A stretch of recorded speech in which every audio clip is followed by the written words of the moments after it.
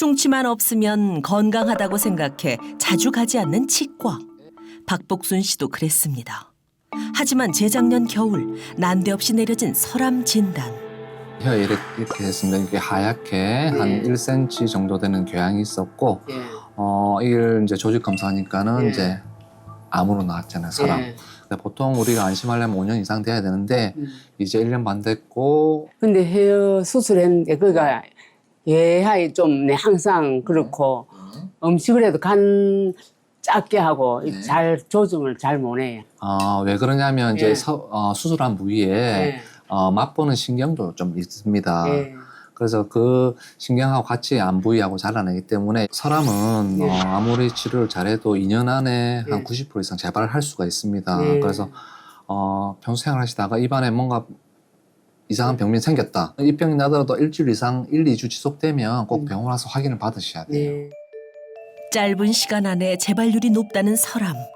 10명 중 9명은 2년 안에 재발한다는데요.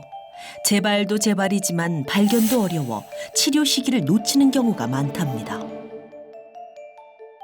처음에 입병이 잘 났었거든요. 났는데 혀 밑에 딱딱하게 여드름처럼 것이 생겨갖고 이상하게 안 없어지요. 한 보름 더 됐을까? 그래도 안 없어지고 하길래 그래서 병원에 가가지고 조직 검사를 했거든요. 설암이라 하니까 암이라 하니까 놀래지 처음에. 아이고야, 내가 다른 사람이 암이 걸린다 하면 내가 암이 걸리는가 봐. 처음에 선생님이 혀를 좀 잘라내야 되는데 그 소리 들으니까 참 겁나더라고, 무섭더라고요. 입속에 염증이 생기면 우리 몸은 이를 방어하기 위해 면역 물질을 내뿜는데요. 구강 파괴균이 잇몸, 볼, 혀 등 점막에 계속해서 염증을 일으키면 면역 물질을 통해 손상과 회복을 반복합니다. 그런데 이런 상황이 계속 반복되면 면역 물질은 정상 세포까지 공격을 하는데요. 이 과정에서 세포의 DNA까지 파괴하면 암에 걸릴 위험이 높아지는 겁니다. 그저 피곤하면 생기는 입병인 줄로만 알았던 복순 씨는 결국 혀 밑을 도려내게 됐습니다. 혀에 생긴 악성 종양을 설암이라고 하고요. 혀에 생긴 염증이나 궤양이 오래 지속되면 암으로 변할 수 있습니다. 혀가 여기 있다면 설암 자체의 림프절은 이렇게 밑으로 퍼지게 됩니다. 그래서 특히 좀 진행된 경우일수록 림프절 전이가 되어 있는 사람이 굉장히 많습니다. 입에 있던 암세포가 침을 타고 목으로 넘어가면 우리 몸의 톨게이트인 림프절에 도착하는데요. 여길 통과하면 암세포가 혈관에 빠르게 진입해 온몸에 암을 빠르게 퍼뜨릴 수 있습니다. 그래서 설암은 림프절에 전이되느냐에 따라 예후가 결정된다고 해도 과언이 아닌데요. 특히 복순 씨는 재발률이 높다는 설암 2년 차라 걱정이 많답니다. 설암은 금방 퍼진다면서 병원에서 그러더라고요. 내가 침을 삼킬 때마다 암이 온몸에 다 퍼지는 거 아닌가 하고 걱정이 돼서 밤에 잠도 안 오더라고요. 지금 이야기를 해서 그렇지 말도 못 합니다. 힘들지 뭐. 힘들지. 한 달에 한 번씩 검진을 받고 있지만 혹시 그 사이에 재발한 건 아닌가 늘 불안하다는 복순 씨. 아직 괜찮다는 진단에 이제야 마음을 놓고 타는 목을 죽여보지만 물 한 모금 삼키는 것도 쉽지 않을 만큼 큰 후유증이 남았습니다. 물이 다 줄줄 흐르네. 아이고, 하루 종일 해도 한 병 못 먹어, 내가. 못 먹었는데 설암 수술하고 나니까 입이 바짝바짝 타니까 먹어지. 다 먹었겠네. 언제 다 먹었겠네. 건강했던 때로 다시 돌아가기 힘들다는 걸 침 한 모금 삼킬 때마다 깨닫게 되는 복순 씨. 흔한 병도 아니라던데 왜 나만 걸려서 이 힘든 시간을 보내야 할까? 그저 억울하답니다.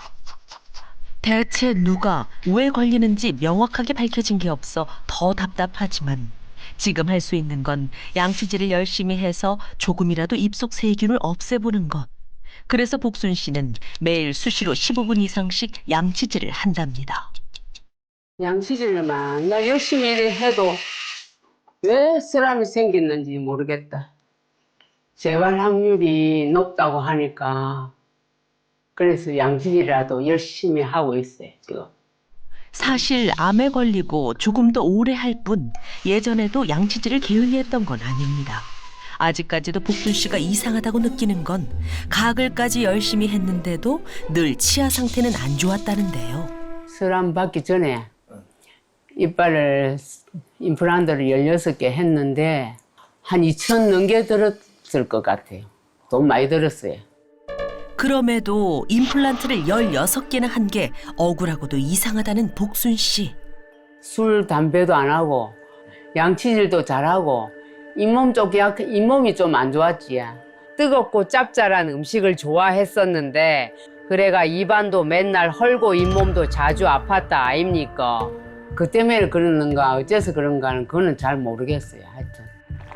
단지 걸리는 게 있다면 뜨거운 국물을 즐겨 먹었다는 겁니다.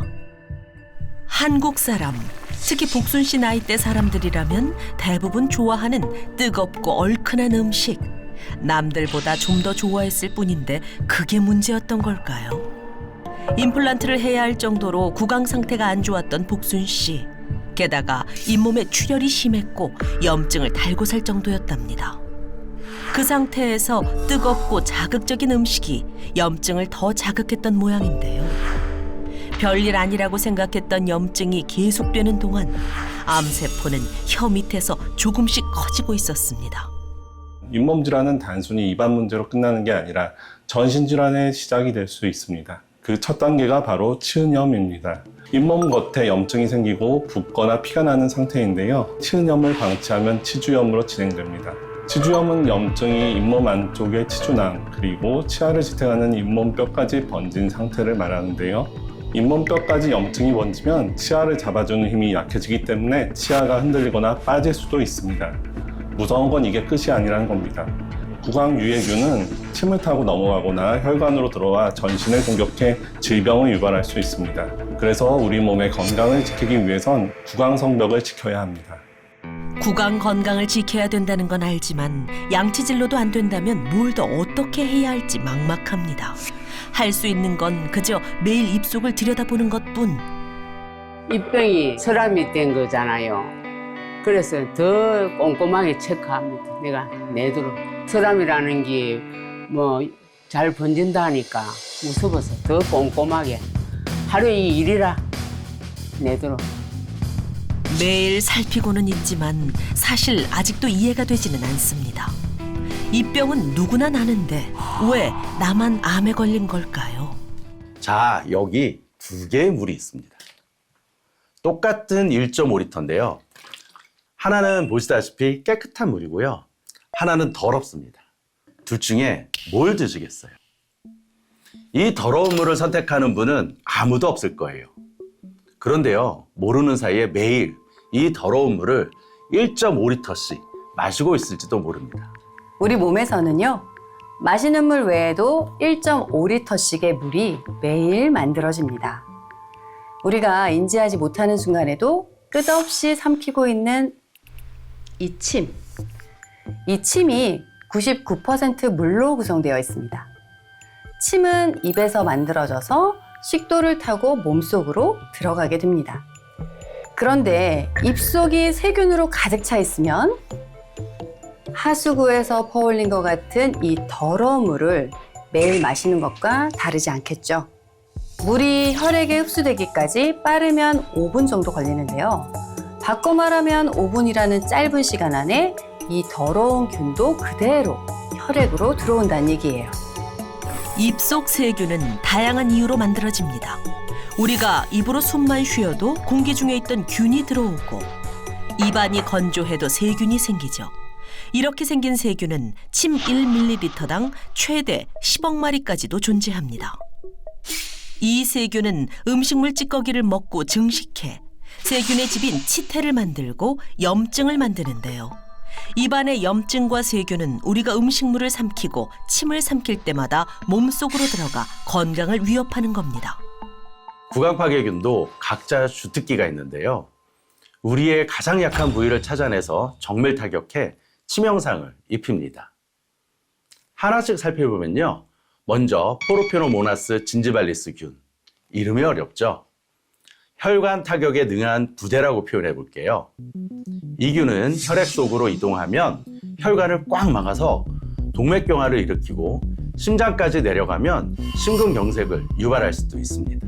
그리고 퓨소박테리움 뉴클레아텀균은요, 특히 여성분들이 조심하셔야 합니다. 염증을 증폭시키는 염증 전문 부대인데요. 염증 물질을 증가시키고 정상세포를 공격하고 파괴해서 유방암을 유발할 수 있고 이미 암세포를 가지고 있는 경우에 이를 더 촉진할 수 있습니다. 실제로 구강 파괴균이 늘어나면 치주 질환만 생기는 게 아니라 혈관 질환부터 암, 치매까지 전신에 걸쳐 질병 위험이 높아집니다. 구강 파괴균이 넘어가서 문제면 그럼 양치질만 깨끗하게 하면 되겠다라고 생각할 수 있겠죠. 그런데 정말 양치질 하나로 이 모든 것들이 해결될까요? 그렇다면 왜 앞서 만났던 박복수님은 양치질을 열심히 했는데도 치주 질환에 시달리고 임플란트까지 했던 걸까요?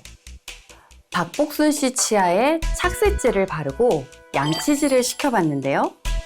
구석구석 꼼꼼히 5분 이상 닦았는데도 양치질 후에 확인해 보니까 착색제가 그대로 남아 있었습니다. 평소에 양치질을 해도 균이 그대로 남아 있었다는 얘기죠. 애초에 양치를 완벽하게 한다는 건 거의 불가능한 일입니다. 치아는 입속에서 겨우 4분의 1 정도밖에 되지 않죠. 즉, 우리가 양치를 하면서 이를 깨끗이 닦는 건 입속의 4분의 1만 닦는다는 얘기입니다. 칫솔이 채 닿지 못하는 잇몸이나 혀 점막에는 균이 그대로 남아있기 때문에 양치질만으로 구강 건강을 완벽하게 지키기는 어려운 일입니다.